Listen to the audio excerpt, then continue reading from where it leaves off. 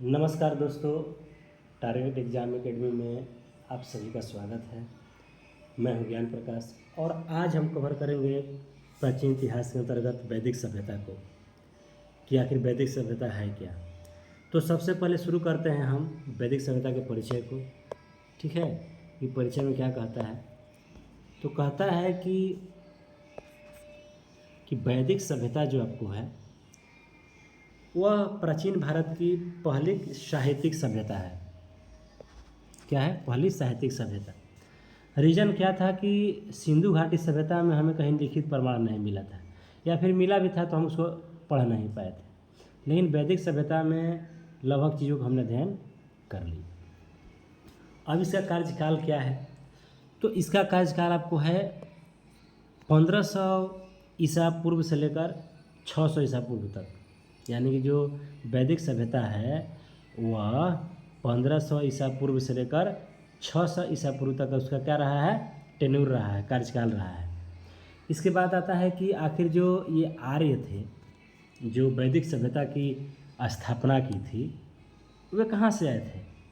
तो इनके बारे में कहा जाता है कि यह सभ्यता मुख्यतः उत्तर पश्चिम भारत के आर्यों के आगमन के बाद विकसित हुई। ध्यान दीजिएगा, बात है कि इसमें बहुत सारे विद्वानों का अलग अलग मत है, लेकिन एक थे प्रोफेसर मैक्स मूलर। ठीक है, प्रोफेसर थे मैक्स मूलर। ठीक है, तो उनका कहना था कि जो आर्य थे वह मध्य एशिया से आए थे। ठीक है, बहुत सारे का विद्वान है, लेकिन अधिकांश जो विद्वान होते हैं वे प्रोफेसर मैक्स मूलर के विचारों से सहमत हैं कि जो आर्य हैं मूल रूप से मध्य एशिया से आए थे। अब आता है कि वैदिक सभ्यता को कितने भागों में बांटा गया है। तो मान के चलिए कि जो आपका वैदिक सभ्यता है वह उसको 2 भागों में बांटा गया है। तो कौन कौन सा भाग है? तो आपका पहला है ऋग्वैदिक काल और दूसरा है क्या? दूसरा आपको है उत्तर वैदिक काल। ठीक है, तो ऋग्वैदिक काल का जो अवधि है वह कब माना जाता है? 1500 ईसा पूर्व से लेकर 1000 तक। ठीक है, और जो उत्तर वैदिक है उसको माना जाता है क्या? 1000 से 600 ईसा पूर्व तक। तो हमें एक लाइन में याद करना है, ऋग्वैदिक काल 1500 से 1000 और उत्तर वैदिक काल 1000 से 600 ईसा पूर्व तक। तो इस तरह से हमें याद हो गया है। अब इसके संबंध में हम क्या समझते हैं कि आखिर वैदिक जो आर्य थे उनका आगमन कहाँ से हुआ था। तो मैंने शुरू में ही बताया था, थोड़ा सा इसमें विस्तृत समझ लेंगे हम कि क्या है। तो आर्य जो थे वे मध्य एशिया से होकर उत्तर पश्चिम भारत में आए। किसमें? उत्तर पश्चिम, दक्षिण नहीं, उत्तर पश्चिम। जैसे यूपी, ठीक है, बिहार हो गया, ये सब क्या होता है? उत्तर भारत में आता है। तो ये कह रहे हैं उत्तर पश्चिम में आए।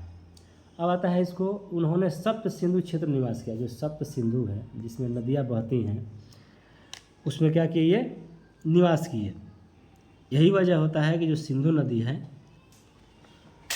इसकी महत्ता जो है हमारे प्राचीन इतिहास में बहुत ज़्यादा है।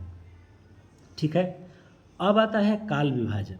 ठीक है, तो जैसे मैंने पहले ही बताया था कि काल विभाजन जो किया गया है तो वैदिक सभ्यता को 2 कालों में विभाजित किया गया है। तो उसमें जो पहला है ऋग्वैदिक काल जिसकी अवधि 1500 ईसा पूर्व से लेकर 1000 ईसा पूर्व तक है। इसमें क्या था? तो इसमें आपको था कि यह जो थे सप्त सिंधु क्षेत्र निवास करते जो नदियाँ थीं सातों, उसमें क्या करते थे? ये निवास करते थे। जीवन इनमें कैसा था? तो घुमंतु था। घुमंतु मतलब घूम फिर के करना। क्या था इसमें? तो पशुपालन प्रधान। तो मान के चलिए पशुपालन प्रधान है तो पशु तो चरते रहते हैं, विचरण करते रहते हैं, घूमते रहते हैं भोजन की तलाश में। उसी तरह से यह जो ऋग्वैदिक काल था क्या था? वह पशुपालन प्रधान था। इसी में क्या हुआ था कि आपको ऋग्वेद की रचना हुई थी। किसमें? ऋग्वैदिक काल में। ठीक है, अब समझते हैं नेक्स्ट पॉइंट को कि आपको उत्तर वैदिक जो काल था उसमें क्या क्या था। तो सबसे पहले इसका कार्यकाल देखते हैं कि जो उत्तर वैदिक काल है वह क्या है। आपको उसका कार्यकाल है 1000 ईस्वी पूर्व से लेकर 600 ईस्वी पूर्व तक। अब है कि इनका जो निवास था, इसका क्षेत्र का विस्तार था कहाँ कहाँ तक था। तो गंगा यमुना दोआब में विस्तार, दोआब का समझिए कि दो नदियों के बीच में जो जमीनी क्षेत्र होता है, जो मैदानी क्षेत्र होता है, उसको क्या कहते हैं, दोआब क्षेत्र। तो इसका जो क्षेत्र था वो था गंगा यमुना दोआब में विस्तार। अब क्या था, अस्थाई जीवन की शुरुआत। अस्थाई जीवन क्यों हुआ, क्योंकि कृषि का विकास हो गया। अब ऐसा नहीं ना खेती हम यहाँ कर दिया यहाँ से लंदन चले गए, ऐसा तो होता नहीं है। खेती के लिए खेती कर रहा होता है, उसमें उसको बार बार देखभाल करना पड़ता है, पशु थोड़ा कि चलते रहेगा, कृषि तो अस्थाई चीज़ है। तो इसमें कृषि के विकास के साथ ही अस्थाई जीवन का क्या हुआ, विकास हुआ। और इसी में चारों वेदों की रचना हुई, जो आपको है ऋग्वेद, सामवेद, अथर्ववेद। ठीक है, ये सभी चारों जो वेदों की रचना क्या है इसी काल में हुई। और जनपदों और राज्यों क्या हुआ, उदय हुआ। जैसे जनपद है, जनपद, महाजनपद, राज्य किस में उदय हुए, उत्तर वैदिक काल में। अब समझते हैं वैदिक सभ्यता की प्रमुख विशेषताएं, मतलब इसकी विशेषता क्या थी। तो सबसे पहले था कि आर्यों में अनेक कबीले हुआ करते थे। जैसे कबीले होता है उसके सरदार होते था ना, सरदार। तो इसके क्या होते थे, सरदार होते थे। तो जो जन होता था, जो कबीले होता था, उसका प्रमुख क्या होता था, राजन या नृप। ठीक है, फिर है राजन का चुनाव किया जाता था। अब देखिए ध्यान देने की बात है यहाँ पर, निर्वाचन पद्धति। ऐसा नहीं था कि राजा का बेटा राजा बनेगा, ऐसा नहीं था। क्या होता था, निर्वाचन चुनाव होता था कि आज हमारे ये राजा रहेंगे। ठीक है, इसके बाद था कि सभा और समिति नामक जनसभाएं होती थी। दो तरह से आज भी जनसभा होता है। जैसे आपको मान के चलिए कि गांव घर के जो सभा होता है वो तो होता ही है, लेकिन यदि संसद स्तर पर देखते हैं तो दो सभा है, क्या, लोकसभा और राज्यसभा। उस समय भी दो तरह होता था, सभा और समिति।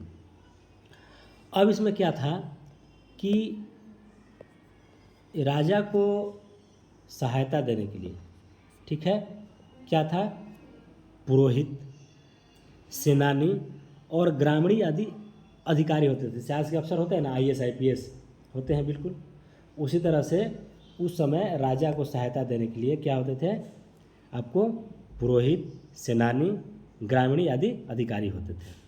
तो ये हो गया राजनीतिक व्यवस्था। अब समझते हैं क्या हम, आर्थिक जीवन कैसा था। तो ये आर्थिक जीवन के बारे में हम कहते हैं तो पर्व में आर्य क्या थे, घुमंतु थे, क्योंकि पशुपालन करते थे। पशु तो विचरण करते हैं। मुख्य व्यवसाय क्या था, पशुपालन। और पशुपालन में क्या क्या था, तो गाय, बैल, क्या था, गाय, बैल, घोड़ा, भेड़, बकरी आदि क्या करते थे, पालन करते थे। अब इसी में आता है आर्थिक जीवन में कि उत्तर वैदिक काल में, यानी कि जो वैदिक काल में, ऋग्वैदिक काल में जो व्यवसाय का आधार था पशुपालन, वो क्या हो गया, कृषि हो गया। ठीक है, ये क्या करते थे, कृषि के लिए हल का उपयोग है। जो हल का फोटो देख रहे हैं, जिस तरह देखिए ये हल का है। ठीक है, वो क्या करते थे, हल का उपयोग करते थे। अब क्या था कि अन्न क्या क्या उपजाते थे, तो उपजाते थे क्या, जौ और गेहूँ। ठीक है, अब हस्त जो थे कि आपको हस्तशिल्प क्या था, क्या क्या बनाते थे, तो वे बुनाई करते थे। ठीक है, चमड़ा, धातु और धातु कर्म मतलब होता है, जैसे मेटलर्जी का मतलब होता है, जैसे मान के चलिए कि धातु बनाना हो और दो धातु को मिलाकर एक नए धातु का निर्माण करना। ठीक है, ये क्या होता है, मेट्रोलॉजी कहलाता है। अब आता है इसका सामाजिक जीवन किस तरह के था। तो सामाजिक जीवन का मतलब होता है कि समाज पितृसत्तात्मक था। आज भी कहीं ना कहीं हमारा जो देश है पितृसत्तात्मक है। हमारी पहचान पिता से होती, किसके बेटे हो, तो माँ का लोग शायद ही नाम लेता है। क्या कहता है कि मैं फला व्यक्ति का बेटा हूँ, मेरे पिता ये हैं। ठीक है, अब है कि परिवार एकल था। एकल का मतलब होता है एकत्रित परिवार था, बहुत सारे परिवार एक ही घर में निवास करते थे। ठीक है। जिस आज में क्या है, आपको जो परिवार है बिखरा हुआ है, पहले क्या था, एकल था। अब इसमें है समाज में वर्ण विभाजन। इसमें वर्ण विभाजन क्या था, 4 तरह का था। कौन कौन, ब्राह्मण, क्षत्रिय, वैश्य और शूद्र। अब समझते हैं ब्राह्मण क्या करता था, तो ब्राह्मण का काम था विद्या एवं यज्ञ का कार्य, ठीक है। क्षत्रिय क्या करता था, रक्षा एवं शासन करता था। वैश्य क्या करते थे, कृषि, पशुपालन, व्यापार। और जो शूद्र होते थे अन्य वर्णों की सेवा करते थे, यानी जो शूद्र होते थे क्या करते, सबकी सेवा करते थे। एक चीज़ आता है जो शुरू से महिला जो हाशिए पर थी, आज भी कहीं ना कहीं देखते हैं कि महिला को जिस तरह से दबाया जाता है, खैर अब तो बहुत बदल गया है, लेकिन उस समय स्त्रियों का सम्मान था। स्त्रियां शिक्षा ग्रहण करती थीं और यज्ञों में भाग लेती थी, यानी पढ़ती भी थी और यज्ञ में भाग लेती थी। अब आते हैं इसके धार्मिक जीवन को, कि धार्मिक जीवन कैसा था। तो आर्य जो थे प्रकृति के उपासक थे। प्रकृति मतलब नेचर, ठीक है। क्या करते थे, उपासक थे। तो इसमें क्या थे आपको, तो इसके प्रमुख देवता क्या थे, इंद्र, अग्नि, वरुण, मित्र, सोम, उषा और सूर्य। क्या था, यज्ञ की परंपरा। आज भी यज्ञ होता है, अनुष्ठान होता है, उस समय भी क्या था, यज्ञ क्या थी, परंपरा थी, ठीक है।